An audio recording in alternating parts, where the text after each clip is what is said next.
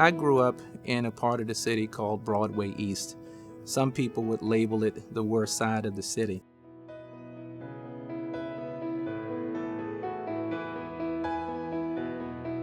When I think about the environment that I grew up in and those that actually looked out for me, the Miss Lucys that's 90 years old now, still living in the neighborhood, and how they made sure that I could travel the streets safely, that when I was out of line in the neighborhood, they would not only deal with me, they would go and tell my mother and grandmother and grandfather.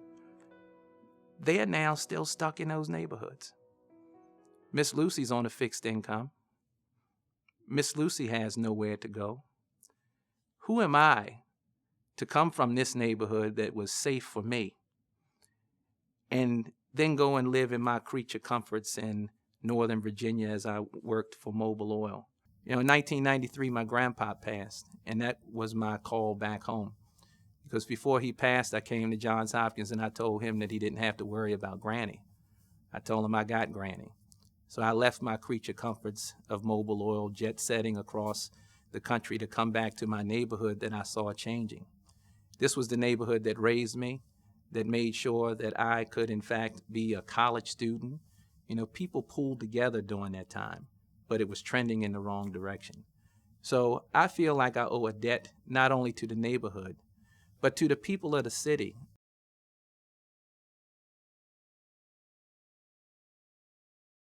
In order for this city to change, we have to have leaders that are not thinking about themselves, not thinking about their creature comforts.